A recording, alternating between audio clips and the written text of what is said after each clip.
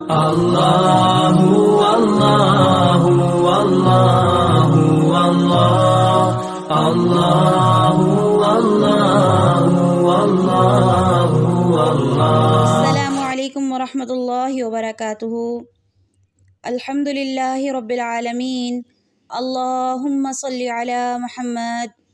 میرے معزز سامعین کرام، آپ کے سامنے سورہ بقرہ کی آیت نمبر 38 پڑھوں گی۔ قُلْنَا اهْبِطُوا مِنْهَا جَمِيعًا فَإِمَّا يَأْتِيَنَّكُم مِّنِّي هُدًى فَمَن تَبِعَ هُدَايَ فَلَا خَوْفٌ عَلَيْهِمْ وَلَا هُمْ يَحْزَنُونَ۔ مختصر حمد و ثنا کے بعد آپ کے سامنے اس آیت کا سادہ ترجمہ رکھتی ہوں۔ قُلْنَا اهْبِطُوا مِنْهَا جَمِيعًا، ہم نے کہا تم سب کے سب یہاں سے نکل جاؤ، یہاں سے اتر جاؤ۔ فَإِمَّا يَأْتِيَنَّكُم مِّنِّي هُدًى فَمَن تَبِعَ هُدَايَ، پھر جو میری طرف سے تمہارے پاس ہدایت آئے تو تم میں سے جس نے میری ہدایت کی پیروی کی، فَلَا خَوْفٌ عَلَيْهِمْ، تو ایسے لوگوں کو کچھ نہ خوف ہوگا، وَلَا هُمْ يَحْزَنُونَ، اور ایسے لوگ نہ غمگین ہوں گے۔ اللہ تعالیٰ نے آدم اور زوجہ آدم کی توبہ قبول فرمائی، گناہ معاف کر دیا، مگر جنت سے اخراج کا حکم بحال رہنے دیا۔ کیوں؟ سورہ بقرہ کی آیت نمبر 30 میں اللہ تعالیٰ نے واضح انداز میں بیان جاری کیا کہ اشرف مخلوق کی تخلیق جو کی جا رہی ہے وہ زمین میں رہیں گے، ان کا مسکن، ان کی رہائش گاہ زمین ہوگی، اور وہ وہاں اس زمین میں میرے خلیفہ ہوں گے، میرے نائب ہوں گے۔ تو اللہ کا یہ حکم کہ اتر جاؤ اس سے، قُلْنَا اهْبِطُوا مِنْهَا جَمِيعًا، جو اللہ نے کہا اس جنت سے اتر جاؤ زمین کی جانب، جو اللہ نے کہا یہ بطور سزا نہ تھا، بلکہ آدم اور زوجہ آدم کی وجہ تخلیق اور عارضی رہائش گاہ مسکن در حقیقت دنیا ہی تھی، تاکہ آزمائش کی بھٹی سے گزر سکیں اور نسل انسانی کے اجداد بن سکیں، اور پھر اپنے حقیقی مسکن یعنی جنت میں ہمیشہ کے لیے رہ سکیں۔ اللہ نے اہبتو یہ لفظ جمع کا استعمال کیا، اس سے یہاں مراد آدم، زوجہ آدم اور شیطان ہیں۔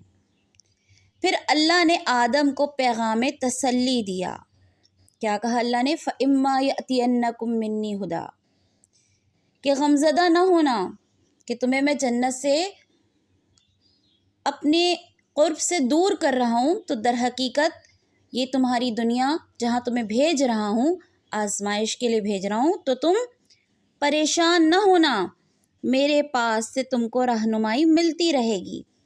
یعنی اللہ نے جو اعزاز، جو تکریم ان کو جنت میں پڑاؤ کے لیے، ایک عارضی پڑاؤ کے لیے تھوڑی دیر کے لیے دی تھی، اور وہ وہاں سے اب جا رہے تھے تو وہ غمزدہ تھے، پریشان تھے، تو اللہ نے تسلی کے لیے الفاظ استعمال کیے قرآن میں، فَإِمَّا يَأْتِيَنَّكُم مِّنِّي هُدًى، میرے پاس، میری جانب سے تمہارے پاس ہدایات، رہنمائی آتی رہے گی۔ اچھا، جو میرے ماننے والے ہیں اور جو میری اطاعت کرنے والے ہیں، یہ راہ ہدایت جب اختیار کریں گے تو ان کو جنت کی بشارتیں ملیں گی۔ پھر اللہ نے کہا فَلَا خَوْفٌ عَلَيْهِمْ وَلَا هُمْ يَحْزَنُونَ، یہ مکمل آیت در حقیقت حضرت آدم اور اللہ کے راستے پر چلنے والوں کے لیے، یعنی آدم کی ذریات، اولاد کے لیے بہت ہی اعزاز اور تکریم کی آیت ہے، کہ اللہ کہہ رہا ہے میرے ماننے والے، ان کا رابطہ مجھ سے مسلسل رہے گا۔ پھر اللہ انعام کے طور پر آخر میں کہہ رہے ہیں فَلَا خَوْفٌ عَلَيْهِمْ وَلَا هُمْ يَحْزَنُونَ، اللہ کہتے ہیں نہ ماضی پر پشیمانی ہوگی، نہ مستقبل کا خوف۔ یہ بڑی اہم بشارت ان کے لیے جو میرے راستے پر چلے گا۔ اللہ کے یہ بیانات تسکین روح و جاں ہیں۔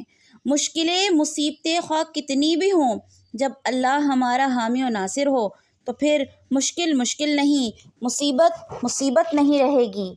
اللہ رب العزت یہاں پر اس آیت کا اختتام بڑے ہی پیارے انداز میں کر رہے ہیں۔ اب سوال یہ پیدا ہوتا ہے، اگر ہم اللہ کے راستے کا چناؤ نہ کریں تو انجام کیا ہوگا؟